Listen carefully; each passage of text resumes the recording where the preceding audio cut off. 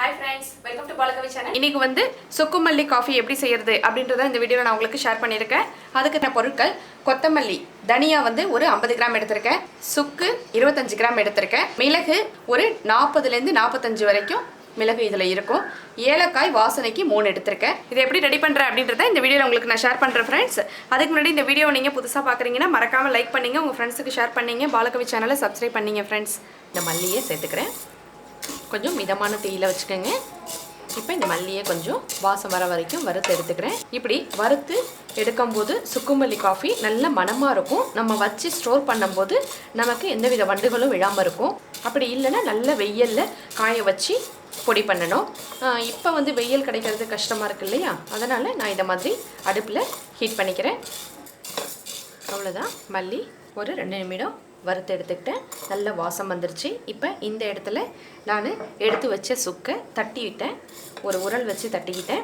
பெருசாக இருந்துச்சு இல்லையா, அதனால் உரலில் நான் தட்டிக்கிட்டேன். அந்த தட்டினதையும் லைட்டாக ஹீட் பண்ணிக்கிறேன். ரொம்ப வறுத்து எடுக்கணும்னு அவசியம் இல்லை, லைட்டாக ஹீட் பண்ணால் போதும்.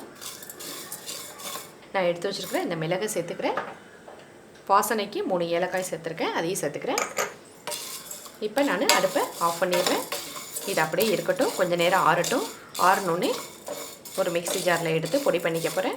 சிறுவர் முதல் பெரியவர் கூட எல்லாருமே இந்த சுக்குமல்லி காஃபியை இப்போ இருக்கிற காலகட்டத்துக்கு நம்ம எடுத்துக்கிட்டோம்னா நம்மளோட ஹெல்த்துக்கு ரொம்ப நல்லதாக இருக்கும். இப்போ நல்லா ஆறிடுச்சு. இதை மிக்ஸி ஜாரில் சேர்த்துக்கிறேன். இப்போ இதை நல்லா நான் பொடிச்சு எடுத்துகிட்டு வந்துடுறேன். அவ்வளோதான், பொடி பண்ணி எடுத்துகிட்டு வந்துட்டேன். இதை மாதிரி நமக்கு கொஞ்சம் குறகுறப்பு இருந்தால் தான் நல்லாயிருக்கும். இது வந்து நம்ம வறுத்துட்டோம் அப்படின்றதுனால நமக்கு ரொம்ப ஈஸியாக பொடி பண்ண வந்துடும். இப்போ நான் இதை மாதிரி ஒரு பவுலில் இந்த பொடியை நான் சேர்த்து ஸ்டோர் பண்ணி வச்சுப்பேன். 1 கிளாஸ் தண்ணி விட்டுருக்கேன். இதுக்கு பொடி பண்ணி வச்சுருக்கிற இந்த பொடியை நான் இதில் சேர்த்துக்கிறேன். இந்த ஸ்பூன் சின்ன ஸ்பூனாக இருக்கிறனால 3 ஸ்பூன் சேர்த்துருக்கேன். தண்ணியில் நல்லா சுண்டு வர அளவுக்கு நல்லா கொதிச்சு வரட்டும். நான் ஊற்றின கிளாஸால் 1/2 கிளாஸ் வர வரைக்கும் நல்லா சுண்டட்டும். இந்த சுக்குமல்லி காஃபிலே நான் ப்ரௌன் சுகர் இன்றைக்கி ஆட் பண்ணிக்கிறேன். இந்த ஸ்பூனால் 2 ஸ்பூன் சேர்த்துக்கிட்டேன். ப்ரௌன் சுகர் தான் சேர்க்கணும்னு இல்லை, கருப்பட்டி சேர்த்துக்கலாம், பனங்கற்கண்டு சேர்த்துக்கலாம், வெல்லம் சேர்த்துக்கலாம், சுகரும் சேர்த்துக்கலாம், ஒயிட் சுகரும். அவ்வளோதான், நல்லா சுக்குமல்லி காஃபி நல்லா சுண்டி வந்துருச்சு. இப்போ நான் இதை வடிகட்டிக்கிறேன்.